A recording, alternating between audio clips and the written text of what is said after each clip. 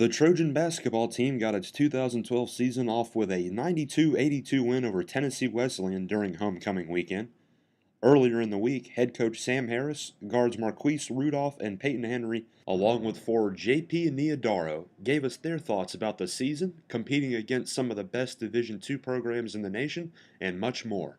Well, I think anytime you win over 20 games, it establishes the quality of your program. So I think what last year did, I think we had a string last year where we won 11 out of 13, something like that, and then it continued into the postseason. So anytime you get to play past your last regular season game means that you've had a pretty good year. Yeah. And I think that builds confidence for all the returning players who are coming back. Yeah, it's kind of weird. Like, you used to having Mike on the wing, you used to having like just an automatic score, 20 points a game, as we know. But now he's not here, so yeah, the guys are looking at me, and I just have to accept the role. I was in the gym all summer with Coach. We were shooting a whole bunch of shots, getting me ready for this. So I think I'm going to be ready to step into that role. Yeah, I feel like everybody understands their role so far. We've practiced for 3 weeks now, and you can see everybody's going so hard, everybody's working hard. So even if it's Malik down on the post or somebody switching, a guard is guarding me, they are working hard. They don't just let me, post up and give me the easy chances. So I feel like everybody knows what they're supposed to do, and everybody's ready to step up. That's a great group of guys. I think it's really good that we've got a lot of freshmen to go with all the seniors that we have, because it brings in a lot of energy that we haven't had the past few years. Because honestly, the freshmen come in, it's not like they're really expecting to get a whole lot of minutes, so they're going to be able to cheer us on a lot.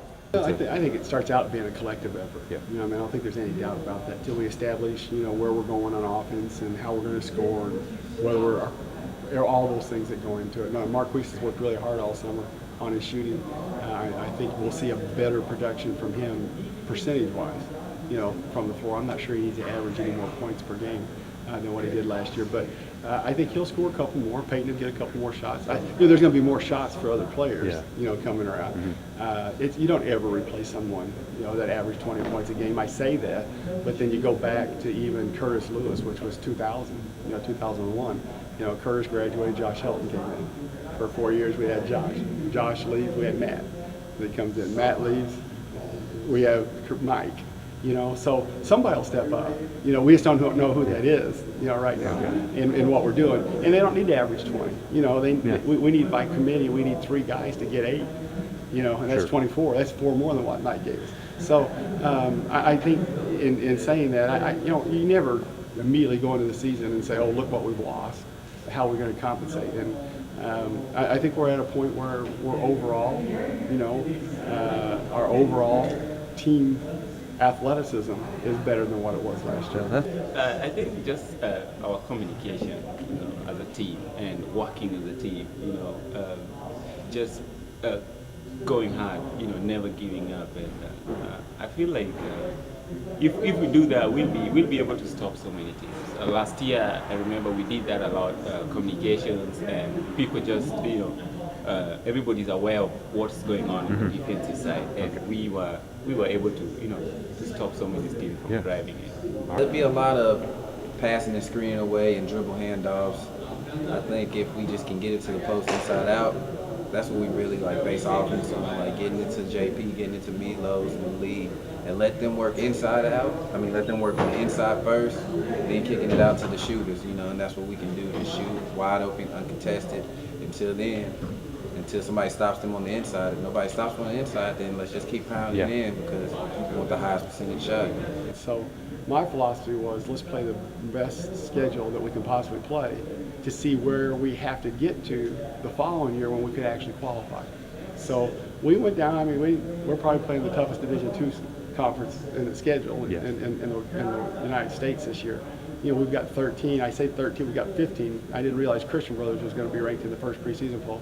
So we've got 15 of our 25 games against NCAA Division II ranked opponents, either last year or currently this year. So it's a pretty big step. There's no doubt. There's not going to be any easy ones on our schedule. We have to make sure that we're just mentally and physically prepared to play every game.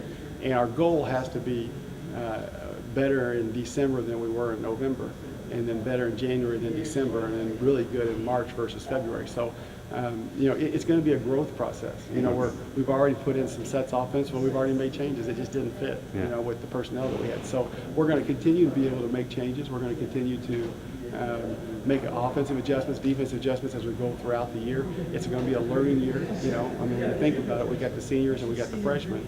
And so it's going to be a learning year of blending and mixing all those people together. And I think our team effort's going to be good. Our desire is going to be good. Our hustle is going to be good.